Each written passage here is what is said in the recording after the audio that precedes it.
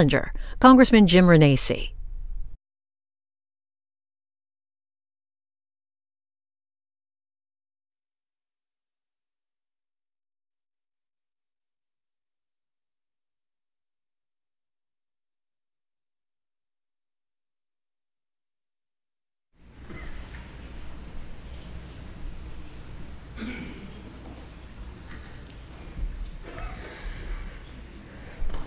Well, good evening to you, and thank you for joining us tonight. We are in the beautiful Hall Auditorium on the campus of Miami University here in Oxford.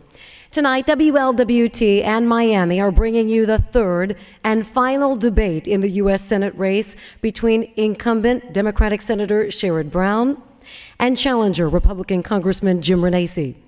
Questions for this debate are going to be coming from our panelists tonight. Some of them will be familiar faces to you this evening. We have WLWT News anchors Ashley Kirkland and Curtis Fuller joining us tonight, along with Miami University Chair and Professor of Justice and Community Studies, Dr. John Foran. Thank you all for being here. Each candidate is going to have 90 seconds to answer our questions, and the original respondent will then have a final 30 seconds as a rebuttal. We're going to begin tonight, though, by giving our audience a chance to welcome our candidates tonight with a warm applause. Thank you all so much for spending your Friday night with us.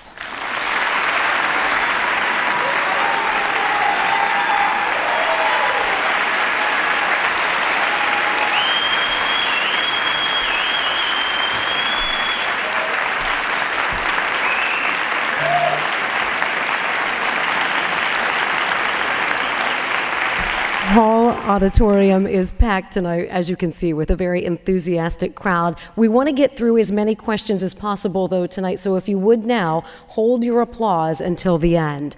So let's begin this evening with opening statements. Senator Brown, you won the coin toss and will give the first opening statement. You have 1 minute. Thank you, and thank you all for joining us. 700 plus strong on the campus of Miami University, one of Ohio's great institutions of higher learning, serving this state and this country and this community for more than 200 years. Good news this week, President Trump 2 days ago signed Senator Portman's and my opioid legislation. I'm which is a step, a big step, but still a first step on what we need to do to combat that terrible public health epidemic. I hope tonight we can explore issues like that. There are divisions in our nation. I'm hopeful tonight we can begin to heal some of those divisions. We've seen what's happened around the country with the bombs this week. I'm hopeful tonight will be a first step to unite us. Thank you. Congressman Renacci, your opening statements. You have 60 seconds. Thank you, and I want to thank Channel 5 and Miami University for holding this debate. I want to thank my wife of 35 years and my family for being here, and I want to thank Sherrod Brown for participating. Look, tonight you're going to hear from two different people with two different visions and two different backgrounds. I came from a blue-collar union family. My father was a railroad worker. My mother was a nurse. They taught me that anything was possible in this great country, and at the age of 24, I started my first business, employed over 3,000 people over 3 decades, and created over 1,500 jobs.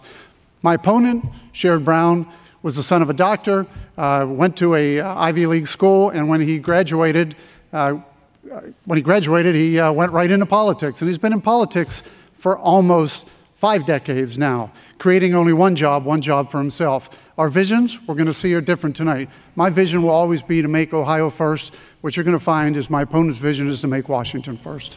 Let's get right to the question and answer portion of our debate here this evening. And I think we can all agree that the package bombs targeting high-profile Democrats is deplorable, criminal. However, like it or not, this has become a political issue, with high-ranking Democrats blaming President Trump for hate speech, and the president and Republicans blaming the mainstream media as well as fake news. So my question to you tonight is, do you think it's appropriate to use a criminal act for political gain?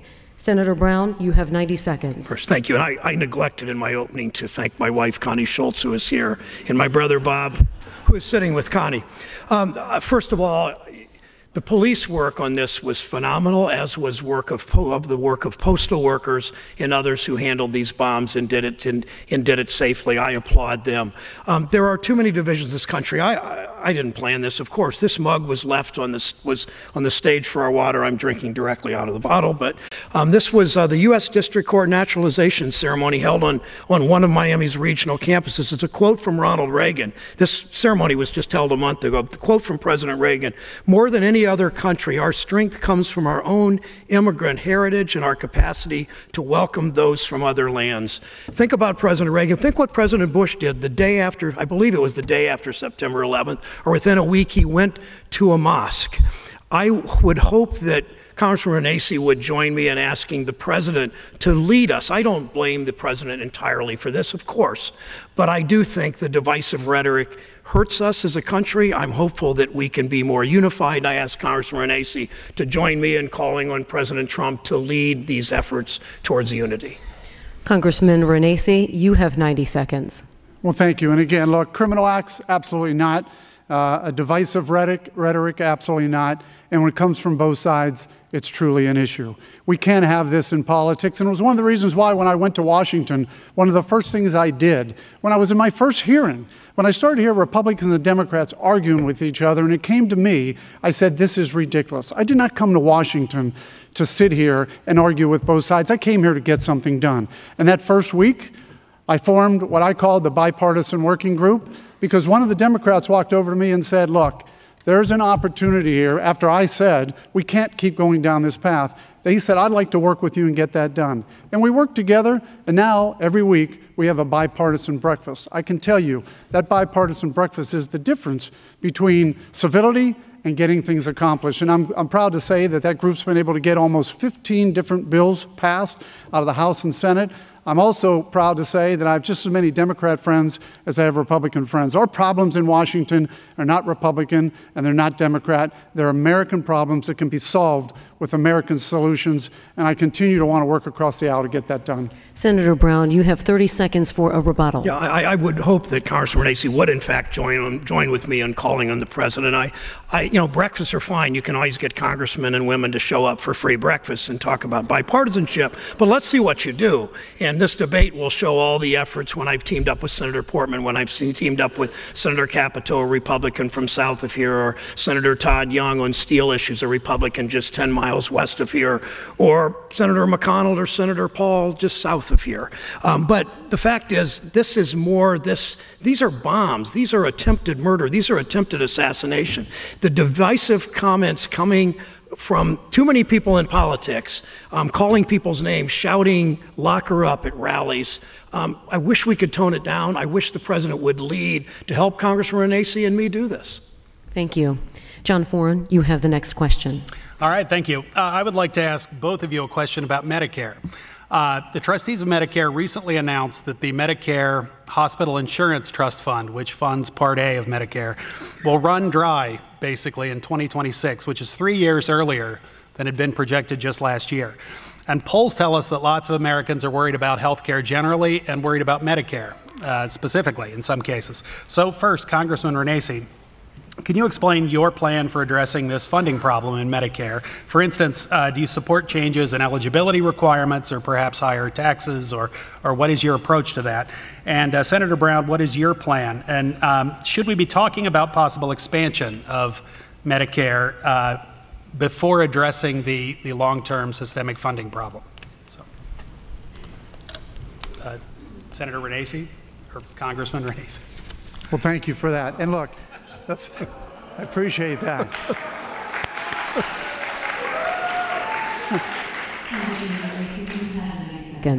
Thank you. Well, look, the first thing we need to do, and I would ask Senator Brown to join me in this, is to take the $716 billion that was taken from Medicare and put over in the Affordable Care Act and put that back to Medicare. That will help make Medicare solvent in a longer term. The other thing we need to do when it comes to entitlements is let's look at entitlements and say, well, here's a couple things we can do. Number one, those that are retired or near retirement, we have to protect those benefits. Number two, when it comes to any of the issues to fix entitlements, we need to make sure, and especially Medicare, everything's on the table. And number three, we got to quit this political rhetoric that you're going to hear from Senator Brown, where he'll say, Renacci wants to do this and Republicans want to do this. We need to quit scaring. We need to absolutely quit scaring the seniors. And I would also say, that if it was up to Senator Brown, we would have Medicare for all. He's talked about that. He supports it. He's voted for a single pay. He actually tried to amend the Affordable Care Act for a single payer plan. $32 trillion is what that would cost. $32 trillion. In the end, that would mean we double our taxes and move forward. Look, I'm going to continue to work to make sure that these benefits like Medicare are not only around for those today that are in retirement age or getting close, but they're there for the future as well. We need to make sure that we're working for our Ohioans. I'm always going to work to make sure Ohio's first versus my opponent who believes Washington should be first. Senator Brown, you have 90 seconds. Thank you. I've always fought my entire career for a stronger Medicare and stronger Social Security. I've resisted attempts by Republican leadership, from Newt Gingrich to George Bush to this president, attempts to weaken Medicare, to privatize it, to raise the eligibility age for Medicare and Social Security. We need to deal with the cost, for sure, of health care and Medicare. That means going after the issue of pre-existing condition, not let Mitch McConnell and the president and the White House strip the protections, the consumer protections for pre-existing condition. But here's what you don't do. Senator McConnell has said after the election, the way you pay for the tax cuts that were rammed through Congress a year ago, signed by the president, the tax cuts where more than 3/5 of the benefits go to the wealthiest 1% of people in this country. You pay for those tax cuts, Senator McConnell said, after the election we'll pay for them by cutting and raising the eligibility, cutting services for Medicare and Social Security and raising the eligibility age. So in other words, what Senator McConnell's saying and what his party is saying is that you give tax cuts to rich people, overwhelmingly goes to rich people, and you pay for it by going after people, by sticking it to the middle class. You go after the coal miners in this audience that paid into Medicare and Social Security their whole lives. You cut their benefits so you can give tax cuts to rich people. That's both bad economics and immoral. Congressman Renacci, you have 30 seconds to rebut. Thank you. Well, the senator actually hit number 3. He went after the attack instead of talked about the truth. There is no one in Washington that wants to take and cut pre-existing conditions. He knows that, but he'll continue to talk about it. There is no one in Washington that wants to hurt seniors. And the Tax Cut and Jobs bill, it's actually been PolitiFact that it actually is helping everyone, 85% of the people. So we're going to debate tonight about facts, not fiction. And I'll continue to want to talk about those things as we continue down this debate. Congressman, thank you. And again, please hold your applause. Our next question is for Ashley. Ashley? Senator Brown, you started touching on pre-existing conditions, and they're a very terrifying reality and situation for millions of families, but also a difficult question for the government, of course. Should the U.S. either support insurance companies' costs or force insurance companies to cover pre-existing conditions? Also, what is your plan to cover pre-existing conditions? Senator Brown, you have 90 seconds. The answer, of course, is yes. My plan is that we did that in the Affordable Care Act. For 10 years, people have had the protections. They've known that the insurance companies cannot cancel your insurance because you're sick. 5 million people in this state, 5 million Ohioans have a pre-existing condition. 5 million. If Congress has its way, this Congress, this president, this court, it looks like, has its way, they will see the consumer protections for a pre-existing condition be eliminated. And when I hear Congressman Renacci say that everybody supports the protections for pre-existing condition, the Congress voted literally more than 20 times. Congressman Renacci voted more than 20 times. I think the Congress has voted even more times than that on it. He's missed more votes than any other member of Congress, so I think he missed some of those too. But more than 20 times, Congress voted to eliminate the consumer protections for pre-existing condition. Yet now, all over the country, Republican candidates for office are saying, stand with us. We will support consumer protections for pre-existing conditions. Look how they vote, not what they say, honestly. Congressman Renacci, your response, 90 seconds. Well, absolutely. Again, here's the fear tactics that the senator seems to want to talk about. In the end, he thinks that the only way you can make health care good for Ohioans is that he keeps wanting to scare people with pre-existing conditions. Look, health care today, the Affordable Care Act, we've talked about this in the past. It's working for those in the safety net, and the wealthy are okay. But the middle, the husband, the mother who has 2 children, 3 children, can barely afford to pay the premiums. The premiums now have raised almost to 132% since the Affordable Care Act has been passed. And what we really need to be doing is we need to be looking at an Affordable Care Act that is affordable. And that's why I did vote. I did vote to repeal and replace the Affordable Care Act with something that worked, because I believe we have to make sure it's working for those in the middle. But it also means we keep pre-existing conditions, we keep the elimination of caps, and we keep the dependence on their plan. And these are things we can do. If we're going to do that, though, we've got to be willing to work together to get that done. We can't just say the only way is the Affordable Care Act, because I can tell you, whether it's John and Janet from Medina or Sandy from Toledo, where I was just at, who said to me, Congressman, I can't afford the premiums anymore. And even if I can afford the premiums, I can't afford the deductible. You got to help me. These are the issues we need to be working on. But we can't scare people by saying, well, we're going to eliminate pre-existing conditions. This is a lie that continues to be told, which is just not true. Mr. Brown, you have 30 seconds to rebut. Of course, we're not. I'm not scaring people. Mitch McConnell's scaring people by saying after the election he's going to pay for the tax cuts by going after Medicare and Social Security. Those aren't my words. Those are the leader of his. If he wins this election, that would be the leader of his body, his party, doing that. It's been. Congressman Renacci forgets he's been in Congress almost a decade. He's been in the majority party the whole time. They kept voting to repeal the Affordable Care Act. They say repeal and replace, but it was like repeal, underline, replace, question mark. I don't know what we're going to replace it. We just hate the Affordable Care Act because it's called Obamacare, but we're not doing anything to protect consumer protections on pre-existing condition. They did nothing for 10 years on that. Now all of a sudden they act interested because it's election time. Thank you. I have to stop you there. Our next question comes from Curtis Fuller. Thank you. Let's talk a little bit about immigration. It's gaining renewed attention, no doubt, because of the migrant caravan from Central America. President Trump has claimed the caravan includes criminals and Middle Easterners and that it may be financed by the Democratic Party. None of these claims appear to be supported by any specific information. So the question is, what is your position on these claims, number one? And how does this discussion impact U.S. immigration policies moving forward? Congressman Renacci, 90 seconds. Well, thank you. And again, here's a perfect example where I'm always going to listen to Ohioans and Ohioans first, their safety and security.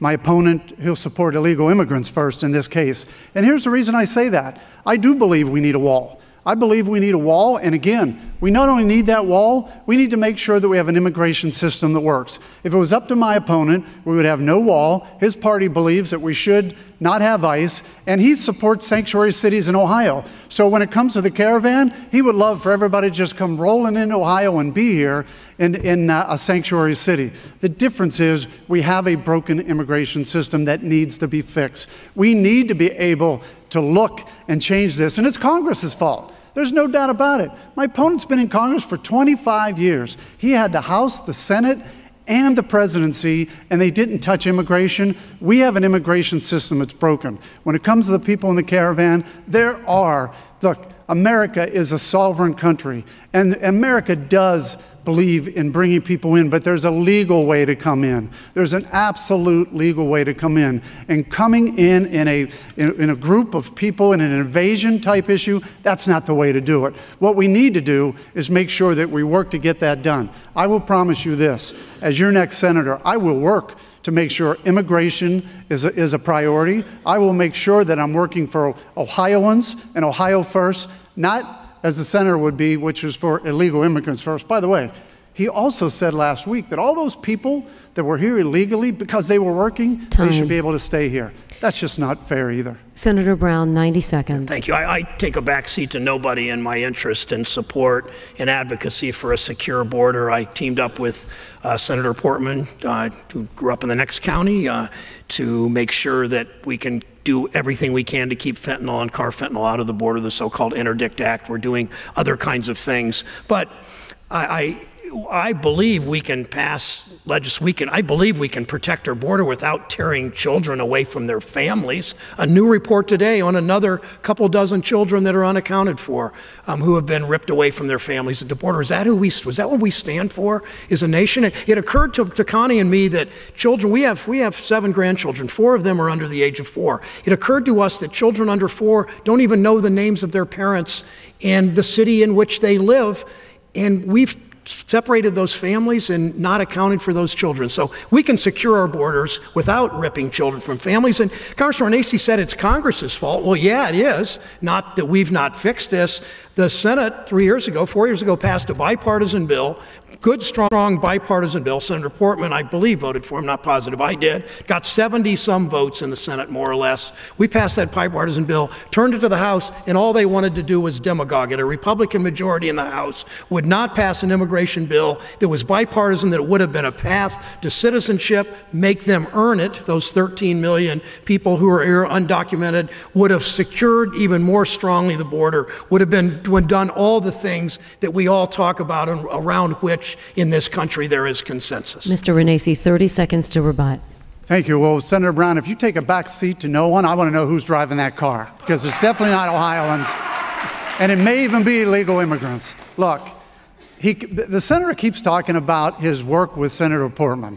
It's amazing, because Senator Portman supports me and is actually supporting me in this election. So I'm glad to see that he continues to want to talk about Senator Portman. I get it. It's an election year. But in the end, we should be talking about immigration that works. We should be talking about an immigration system that works. And we should be talking not about sanctuary cities and not about no borders and not about eliminating ICE. We should be talking about Ohio values. I will always put Ohioans first and Ohio first, not Washington first. Next question. We all watched the recent drama over the confirmation of Justice Brett Kavanaugh, as he was accused of committing a sexual assault as a teenager, but no charges were ever filed and no police were ever involved. Do you think that it's fair to discredit someone publicly when no arrests were made and no charges were ever filed? Senator Brown, you have 90 seconds. I met with Judge Kavanaugh prior to the confirmation hearings before Dr. Ford testified, and I believe Dr. Ford. I want to make that clear. I met with Judge Kavanaugh. I talked to him. I looked at his record.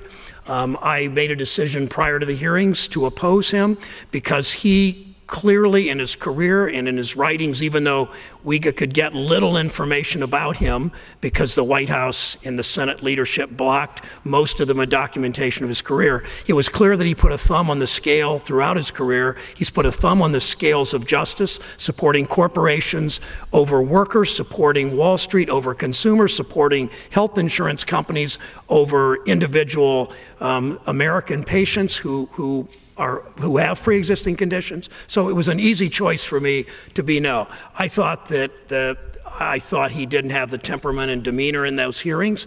I said I believe Dr. Ford.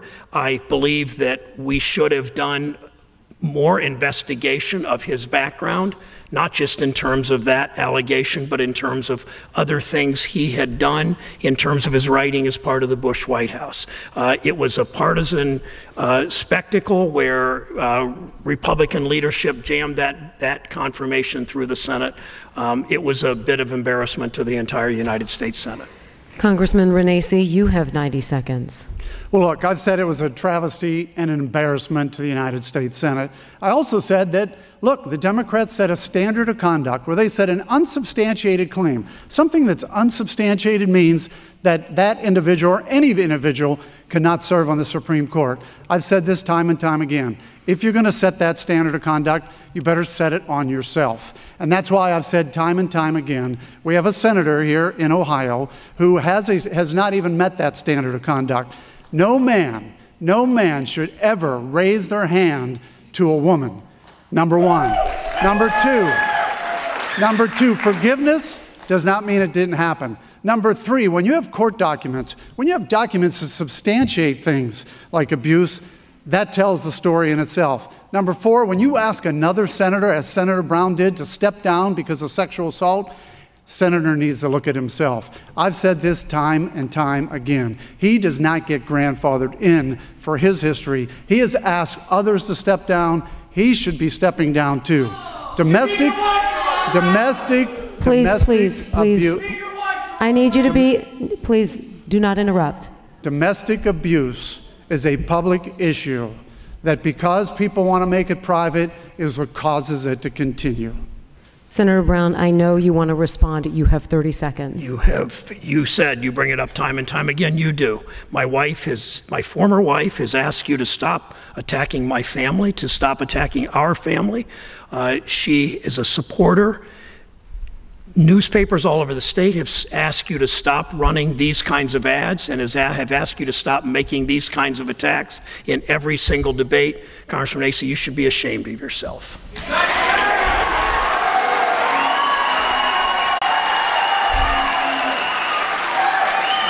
Okay, let's all take a breath.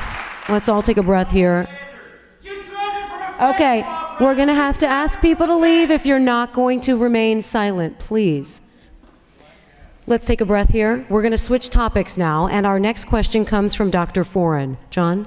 All right, thank you. I would like to ask about the budget deficit at the federal level and taxes, basically. So the budget deficit for the fiscal year that just ended, September 30th, came in at $779 billion, which was a 17% increase over the previous year. And that happened in a period of time in the wake of a tax cut where the economy was doing quite well overall, and federal spending actually declined slightly as a percentage of the economy, or as a share of the economy. So that would ordinarily be a time where one would expect smaller deficits rather than larger deficits. So given that context, I would ask both of you, basically, what do we do ultimately? What's our strategy for addressing this problem, given that the Congressional Budget Office, among others, has projected trillion-dollar deficits as basically as far as the eye can see? Mr. Renacci, you have 90 seconds. Well, thank you. And again, I sit on the Budget Committee, I sit on the Ways and Means Committee. We've analyzed this, and here's where we see. When you look at our budget deficits, what you see is that they've been going for years and years and years. And the biggest problem is demographics. And then as soon as we start talking about that, we can fix it. What you're going to hear the senators say is, oh, it's the tax cuts. Look, the tax cuts, the CBO director came in front of the Budget Committee and said, you know what the issue is here? And I asked him specifically. He said the issue is demographics. The tax cuts are actually driving our economy forward. We had 4.3% growth. Today we have reported 3.5% growth. If you go back to the late 90s, you're going to find the reason why we had budget surpluses is not because of what people did in Congress. In fact, they budgeted and spent more than they budgeted. The big difference was they had growth in the economy, 6.2%, 6.1%, 5.7%. Look, I believe we need to continue to work very hard, knowing that the Tax Cut and Jobs Bill and what it's doing for Ohioans and how it's growing the economy, that represents, as the senator will say, it's a big number. It's 15%.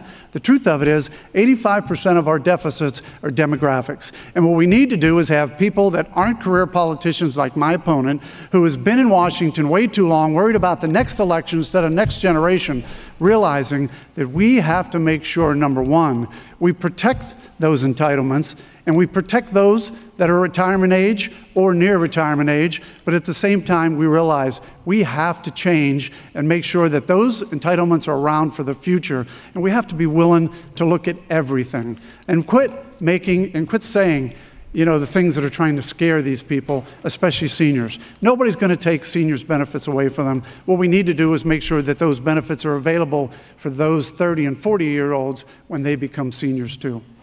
Senator Brown, you have 90 seconds. Thank you. My entire career has been devoted to how do you grow the economy by cutting taxes for the middle class, because you grow the economy from the middle out, not tax cuts that trickle down and supposedly help people in Ohio and around the country.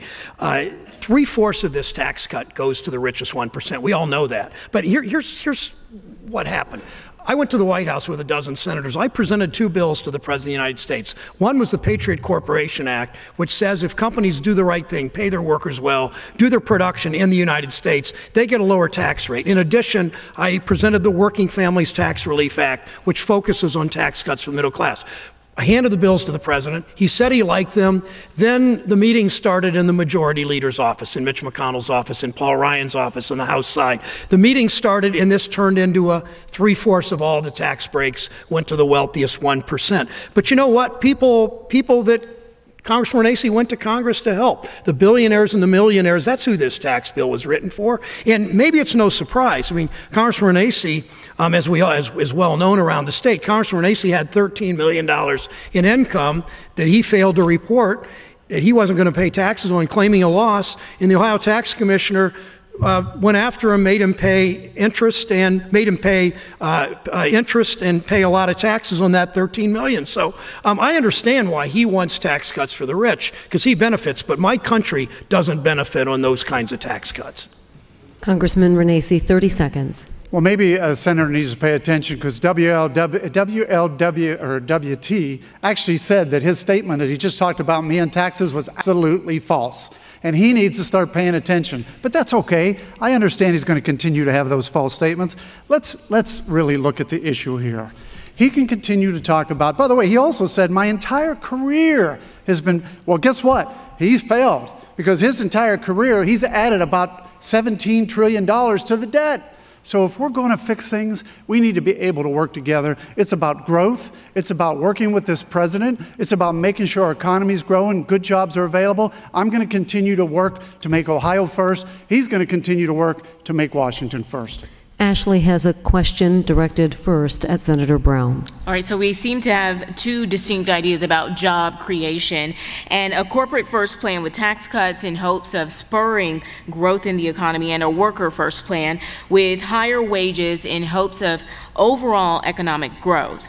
Okay, I know that those are two simplified versions of both the same idea, so please walk us through your plan for job growth and economic job creation and economic growth. Senator Brown, you have 90 seconds. I mentioned, I'll give a little more detail. I mentioned I approached the president with the Working Families Tax Relief Act. It would have expanded earned income tax credit. It would have expanded child tax credit. It would have meant that people that get up every day and work hard, people making $20,000, $30,000, $40,000, $50,000 a year, would have had several $1,000s more in their pockets in a refundable tax credit. That's what grows the economy, because those are people that go out and spend the money. Obviously, they don't put it in a Swiss bank account. The other bill was the Patriot Corporation Act. It's simple. It says if a company pays good wages, if it provides decent health care and retirement benefits, and it does its production in the United States of America, that corporation gets a lower tax rate. That's not the way Congress chose to do it. That's why, even though corporate profits are up, and they are, the stock market's up, although not so clear. It's lost most of its gains over the last 10 or 12 months. But corporate profits are up, executive compensation has exploded, productivity's gone up, but workers' wages are flat. And I measure the economy on how workers are doing in our state, how middle-class workers, is our economy growing that way. Then, to make it even worse, on this tax cut that for the wealthy that Mitch McConnell rammed through the Senate and that Congressman Renacci says he was an architect of, Mitch McConnell has said he's going to go after middle-income people after the election to pay for the budget deficit that the professor asked about. To pay for that huge explosion in the deficit, you go after middle-class people who have paid into Social Security and Medicare their whole lives. That's just wrong. Time. Thank you. Mr. Renacci, 90 seconds. Well, thank you. And again, the senator says he knows how to grow the economy. He's been around for 25 years. And look at how the economy is growing in the last 21 months. The answer is pretty simple. I was a business guy. I understand these regulations. There's not a regulation that Senator Brown doesn't love. The problem is the regulatory climate is overburdensome and the tax code was outdated. And what we had to do is we had to change that. And we're seeing the growth. I'm happy to support what's going on in our economy right now. I'm happy to say what the Tax Cut and Jobs bill that he's condemning is actually growing our economy, and it's helping people as I travel this state. He needs to come back to the state more often. I tell this all the time. He needs to travel the state and talk to the people who are coming up to me and saying, Congressman, I got extra money in my pay. I'm now able to fix my refrigerator or fix my car. These are the things that people are saying. And the economy is growing because of the Tax Cut and Jobs bill. So let's look at it from that standpoint. Let's not go back to the past. The senator would like to go back to the past of 1.8% growth. I want to continue in the future with the jobs cut, the tax cut and jobs bill, which is growing this economy. I want to continue to have the job growth that we're having in Ohio. I want to make sure, no matter what, that I'm always looking to make Ohio first, not Washington first, with some of the ideas that the senator's been talking about for 25 years. Senator Brown, you have 30 seconds to rebut. Thank you. I think it's pretty clear whose side I'm on here. I'm a little amused when Congressman Renacci says I don't go back to the state. I'm here every weekend. Every day I get up and I put on my suit made by union workers in a plant 10 miles from my house. I get in my union-made Jeep and I drive around the state and I ride around the state. Zach usually drives me, or Jew usually drives me, full disclosure. But I see this state. I stop at the rest areas. I see people every day. Congressman Renacci gets in his airplane, paid for by a contributor. He hasn't even complied with federal law, paying for the plane under federal campaign finance rules. He sees the state from way up here. I see it from the streets of Oxford and the streets of Cleveland and the streets of Toledo and the streets of Zanesville. Pretty hard to say I'm not here. Curtis, you have the next question. Let's continue talking about this issue of jobs, workers. So here's a hot button issue that impacts families, impact workers. I know, Senator, you just said that corporate profits up, wages flat. Just last month, the National Retail Federation called the administration's tariffs, quote, a tax on American families. The president says we need increased tariffs to improve our economy, make America more competitive on the world stage. So my question to both of you, explain your current view of U.S. trade policy and also the president's position on this. Congressman Renacci, you can begin with 90 seconds. Well, thank you. And look, the president was elected in 2016 because workers here in Ohio realized not only were they not getting a fair shake, but they weren't being represented anymore. And that's why he was elected. And the tariffs are his way of trying to negotiate to change things. There is no doubt we have a trade war. And the trade war has been going on for years while Senator Brown's been in Washington, and past presidents on both parties have let it happen. This president has actually said, I'm going to make a difference, and that's why he was elected. And I'm proud to be with him and stand with him and continue to stand with him. But here's the issue. These tariffs are a tax. And what we need to do is use them to make sure that it's fair and reasonable. And in the end, we need to make sure that Ohio workers get the benefit of the jobs, and that we can go back and look and make sure that China isn't attacking us anymore. But I will always look at these trade deals, and it's important. I know the senator, he's going to have his another key line that says, I voted for 3 trade deals, and I did. And I did, because I had Ohio. I wish he was with me when I traveled the state of Ohio, because I never see him. But I will tell you this, as I traveled the state of Ohio, and I talked to, whether it was the manufacturers, the Ohio Manufacturers Association, or even the farmers, they wanted those trade deals passed. But here's the difference. I'm also a believer that we got to pass trade deals, we got to look at trade deals, and we don't need to keep them for 25 or 30 years. If they're wrong, we need to fix them. The problem is, past administrations and this senator have allowed these trade deals just to continue. Senator Brown, 90 seconds. Congressman, if you don't see me, it's because you're not looking down from the airplane. I mean, I'm going up US 127 out of Oxford or across I-70 from Dayton to Belmont County somewhere, but that's neither here nor there. I look at every trade agreement as, how does this affect jobs in my state? How does it affect working class families? How does it affect small businesses in Mansfield, where I grew up, or in Middletown or Hamilton nearby here? I look at every trade agreement that way. That's why I oppose NAFTA. You're right. That's why I oppose CAFTA. That's why I opposed PNTR with China. That's why I fought with presidents in both parties on these trade agreements, because I think they were bipartisanly wrong. Now, I support the tariffs because I think the tariffs are a temporary tool for a long-term policy. You got to think back about how we got here. We got here because companies shut down in Hamilton or Middletown or Springfield or Dayton. They move overseas, they set up production, and they collect a tax break from the federal government for doing that. Change our tax policy, which I've advocated, change our trade policy. Congressman Renacci, on the other hand, not only has voted for every trade agreement, he predicted I'd say it, good prescient work on that, but he did vote for them, even though President Trump has said South Korea is a horrible trade agreement. But more importantly, he voted for a tax bill that said this: if a company shuts down production in Sydney or Zanesville, Ohio, and they're paying 21% right now if they're producing in this country in Cincinnati. If they move to Mexico, they get a 50% off coupon on their taxes. They pay 21% producing here, 10.5% producing overseas. We've got to change tax policy, not just trade policy. And Congressman Renacci just last year voted for that tax bill that did that. Mr. Renacci, you have 30 seconds to rebut.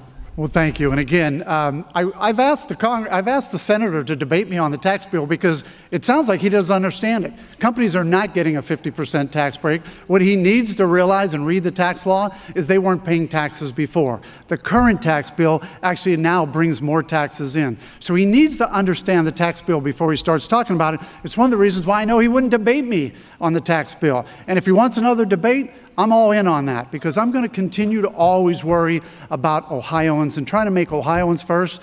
This senator wants to talk about Washington and making Washington first. Gentlemen, let's talk about gun control now. Many schools in our area are arming teachers. Kids don't feel safe in class. Just last month, we had a mass shooting in the heart of our city on Fountain Square. This is a simple question. Do we need tougher gun restrictions? And if so, what restrictions would you propose? Senator Brown, 90 seconds. Yes, we do. No parent should have to think about the safety of their child when they send their children to school, period. Now, what we should do, we should pass simple, common sense gun measures. That includes bump stocks, banning bump stocks. It includes universal background checks. It includes banning assault weapons. It includes one of the most insane loopholes in the law where if you're on the terrorist watch list, if you're someone in the United States on the terrorist watch list, you can't go to the Dayton or the Cincinnati airport and get on an airplane. You can't go to John Glenn International Airport in Columbus and get on an airplane, but you can buy an assault weapon. Yet my opponent and Republicans in the majority will not even close that loophole. Why? Because they're all in the pocket of the gun lobby. The gun lobby spends millions of dollars. I know that. I'm not whining here. I'm a grown-up. I chose to do this for a living. But I understand the gun lobby has spent millions of dollars against me. They've given tens of thousands of dollars to Congressman Renacci. They always get their way with this Congress because this Congress is in the pocket of the gun lobby, even though the public has had it with this kind of, and has pushed us to pass common sense gun measures. Congressman Renacci, 90 seconds, please. Please. Well, the difference is between myself and Senator Brown is that I've taken the time to sit down with teachers, counselors, police officers, and talk about this issue. And what I've learned is that in many cases, we shouldn't be taking guns away from law-abiding citizens, but we do need to look at what's the effect and the cause. And we do need to look at mental health. And I've said this time and time again. There are issues when it comes to guns, and there are issues when it comes to mental health, and we need to be looking at those. We need to be making sure that we're talking about those issues, not this issue of we need to take guns away. Again, Steve Scalise, one of my colleagues in the House, was shot in a gun-free zone.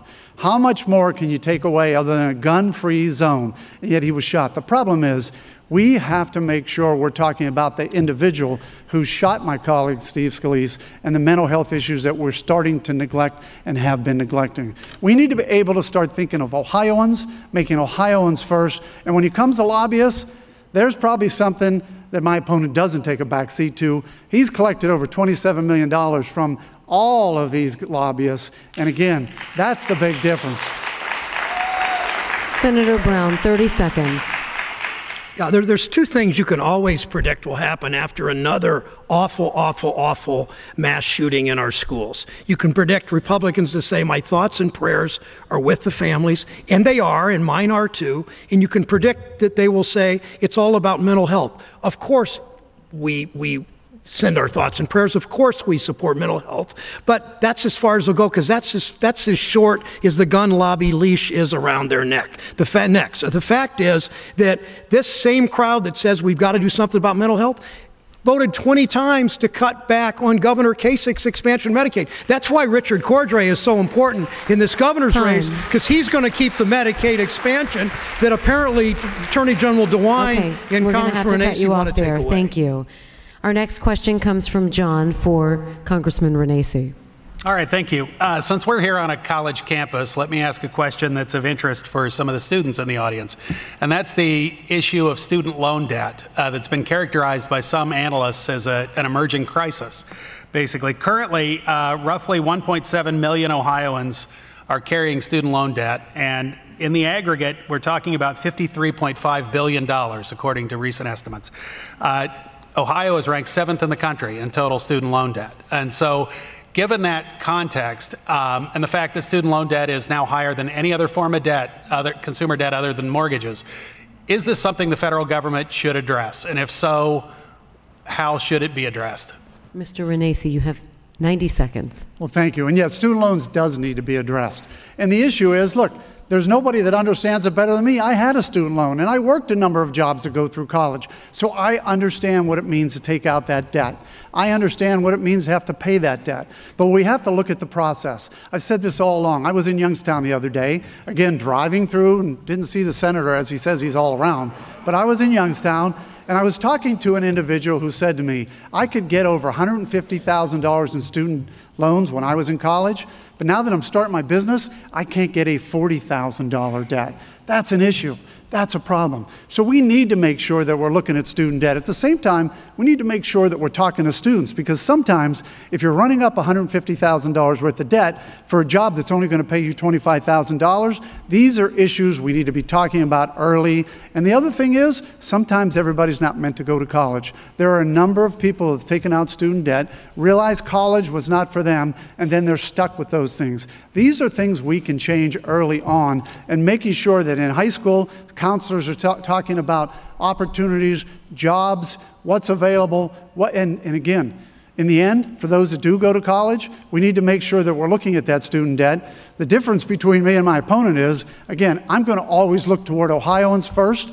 He's going to look toward Washington and those lobbyists that have given him the money, and that's going to be the big difference. Senator Brown, 90 seconds. 20.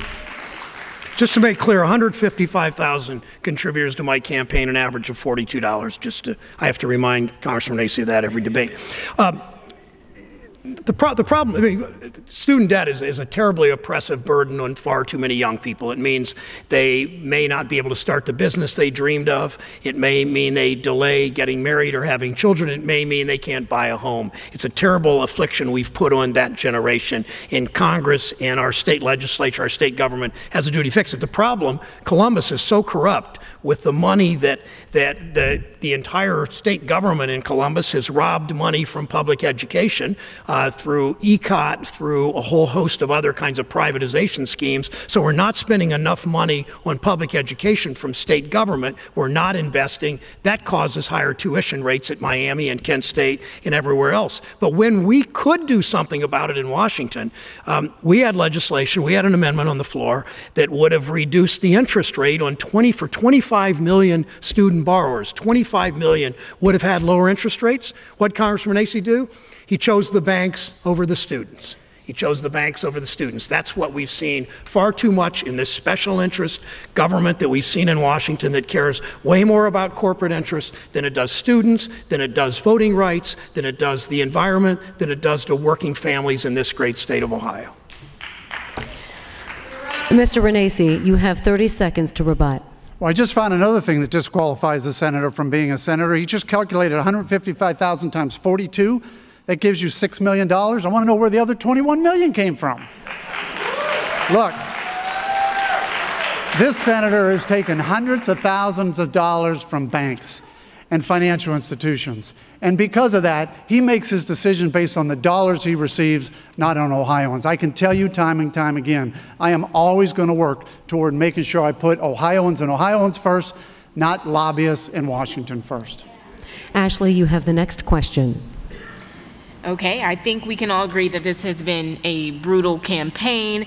Ads on both sides have been negative. In fact, if people believe the ads, voters think that both of you are criminals. This is your final debate. Let's end on a positive note. What is done that you think your opponent has done right while being in office? Positive note. I appreciate that question.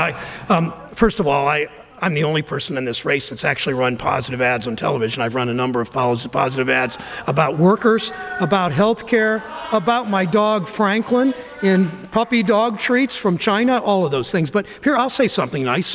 Congressman Renacci and I worked together on providing on giving Larry Doby the Congressional Medal of Honor. Larry Doby was the first black player in the American League. Only 11 weeks after Jackie Robinson, he played for the Cleveland Indians. He was a Hall of Famer. He hit the first home run ever in a World Series. He was a committed citizen afterwards. And I thank Congressman Renacci for working on that bill with me. And I particularly thank Congressman Renacci because, he grew up in Pittsburgh and grew up as a Pirate and Steelers fan. But now he's rooting for the Cleveland Indians, and conversion of anybody is possible. So thank you. Congressman Renacci, you have 90 seconds. Well, let's talk about the ads. Again, for somebody who raised $27 million, he's actually spent about $11 million attacking me. Now, that's a fact. I've only spent $500,000, $500,000. So look at the difference when we talk about attack ads. That's why I'm surprised people say that I'm attacking. Here we have Senator Brown almost spending $11 million attacking me versus the $500,000, it's a big difference. And that's the issue. That's part of the reason we have to fix campaign finance laws so people like the senator can't raise $27 million, because it makes it hard to compete. And he knows that, but being a senator and being in Washington for 25 years, he loves those lobbyists. Look, I will also tell you, it's kind of funny. I'm a sports fan. And as many of you know, being here in Miami University, it is the home of Ben Roethlisberger, the quarterback for the Pittsburgh Steelers. But also, I was a Cleveland Indians season ticket holder for 17 years. I was also a Cleveland Browns season ticket holder. I was also an Ohio State season ticket holder, because I do love sports and I believe in sports. And it was one of the reasons why I initiated and started the Larry Doby bill that the senator is talking about. And I'm happy to see that he did put it over on the Senate. He's working. But by the way, I've already got it passed out of the House. I'd like to see if he can get it passed out of the Senate. It's easy to talk about it. I'm hoping he can do it, because then by the end of this year, we can talk about something that actually did get accomplished. Senator Brown, you have 30 seconds to rebut. I'm not sure that was actually something nice he said about me, but Ashley, you be the judge. Campaigns are about ideas and contrasts, and I make the very clear contrast. His proudest accomplishment is a tax bill where 3/4 of the benefits went to the wealthiest 1%, including him as a millionaire, and he could afford those season tickets. I never could afford them, but I'm not complaining here. I'm not complaining at all. But the fact is that this tax bill benefited people like Congressman Renacci. It didn't benefit the middle class in this state, and fundamentally, that's the difference. And the cherry on top is you make Medicare and Social Security beneficiaries pay for the tax cut for Congressman Renacci and the millionaires and billionaires. Okay, listen, we have one final question here. We're going to give you each 30 seconds. My question is, you're both saying that you can work together, that you are able to be bipartisan. So give us a specific instance when you changed your mind, you opposed your party's view, and you reached across the aisle to help another party. The first question goes to Senator Brown. You have 30 seconds. Trade every single day. I work against presidents who are in my party. I'm working with President Trump. I don't exactly agree the way he's done it, but I'm publicly supporting the tariffs. I went to the floor of the Senate and stopped a bill that would have undercut his ability to move forward on those tariffs against intense Republican and Democratic opposition to my position. But an even better example is how I helped to put together the Farm Bill. 86 votes in the Senate for a farm bill it's a family farmer bill. It's a conservation bill. It will help Ohio River and Lake Erie. It was an economic development bill. It's real bipartisanship at work. Thank you. Congressman Renacci, you have 30 seconds. Well, again, look, the tax bill is a perfect example. When it first came out, it was rolled out by my party. And by the way, it'd be surprising for the senator to know that I have opposed my party in a number of cases, including the governor here when it comes to Medicaid expansion. But when it came to the tax bill, Look, I was the first one to say I'm not going to support it because it's not good for Ohioans. The difference when it first came out was it had things in it that were not good for Ohioans. I went to the Speaker and said I'm not going to support it, and I told him these are the reasons. I worked very hard to get it changed so it worked in the benefit of Ohioans, and then I worked with Senator Portman when it went over to the Senate to get it done so it did work for Ohioans and benefited Ohioans. Thank you. This concludes our question and answer segment. I now want to move on to closing statements. You will each have 90 seconds. Senator Brown, you will go first. Thank you. Thanks again for hosting this, and thanks to Miami University. Throughout this campaign, Congressman Renacci has repeated how much he hates Washington, D.C. The reason for that is he went to Washington for the wrong reasons. He went to Washington to put his thumb on the scales in support of corporate interests over workers, in support of Wall Street over consumers. I went to Washington for a very different reason. My first campaign for Congress, I promised the citizens of the 13th District I would pay my own health insurance until Congress passed insurance for all Ohioans. I paid my own health insurance for over a decade. Today, Connie and I are on the exchange with 12 million other Americans. The exchange is created by the Affordable Care Act. That's how we get our insurance. When I became the senior Democrat on the banking committee, Connie and I made a decision that we would not own any corporate stocks because, frankly, we thought it was a conflict of interest. So I wake up every day ready to join the fight for Ohio workers. If you love your country, you fight for the people who make it work. That's why I will always fight for Medicare. I will always fight for Social Security. I will always fight for higher wages for workers. I will always fight for lower health care costs. That's why you sent me to the Senate. That's why I ask for your vote for 6 more years. Congressman Renacci.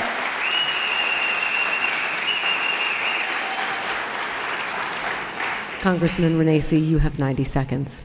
Thank you. Well, look, in 1997, there was a congressman who said that he realizes, and he supports the people of Ohio, who said the biggest problem in Ohio is biggest problem in Washington is people get elected, they go to Washington, they spend 20 to 30 years, and they forget about the people that elected them. That congressman was Congressman Sherrod Brown. The problem is he's now been there for 25 years, and he wants to be there over 30 years. And he doesn't represent Ohio values. He's the 4th most liberal senator in the country. That's not Ohio values. He votes 97% of the time with his party, 96% of the time with Chuck Schumer, and 94% of the time with Elizabeth Warren. That's not Ohio values. He also, look at his background. He supports sanctuary cities. Ohio don't support sanctuary cities. He supports open borders. Him and his party want to eliminate ICE. These are all things that aren't supported by Ohioans. Look, I have said all along, I will work to make sure Ohio is first. I understand what it is to come here as a poor kid and live the American dream. I love this state. It's given me the opportunity to live the American dream, and I want to make sure that I can give others the. So if I am successful, which I plan on being on November 6th, you can guarantee this, that I will work with anyone, Republican, Democrats, Independents, to make sure that we make Ohio and Ohioans first. I want to thank you. Look, November 6th is right around the corner. I hope I can earn your vote and your support, and thank you again.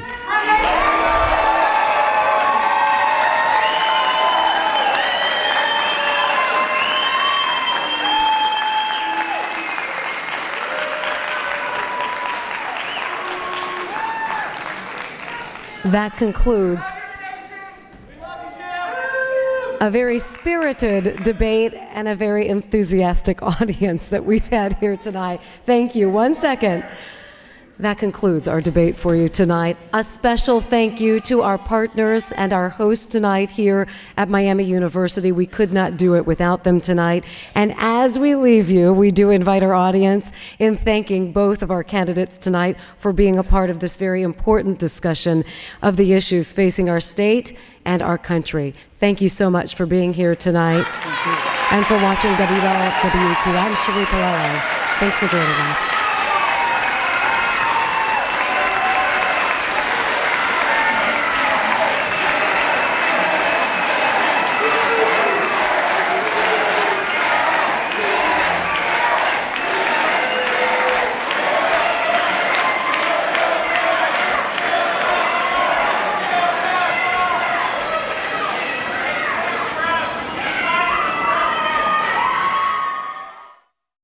With just 11 days until the election, C-SPAN is your primary source for campaign 2018. Earlier this afternoon at the White House, President Trump thanked the law enforcement agencies who helped apprehend package bomb suspect Cesar Sayoc and responded to a reporter's question on the tone of the president's rhetoric.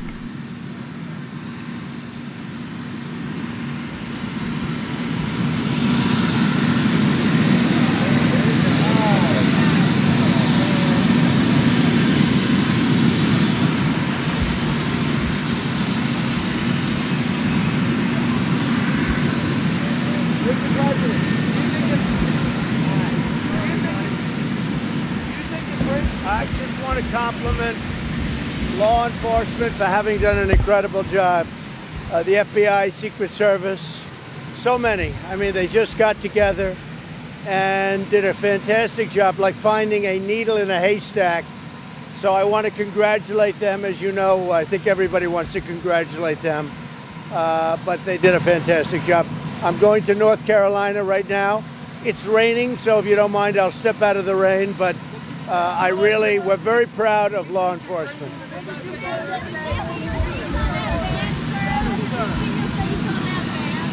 I did not see my face on the van. I don't know. I heard he was a person that preferred me over others, but I did not see that. No, not at all. No, I mean, not at all. No, that there's no blame. There's no anything.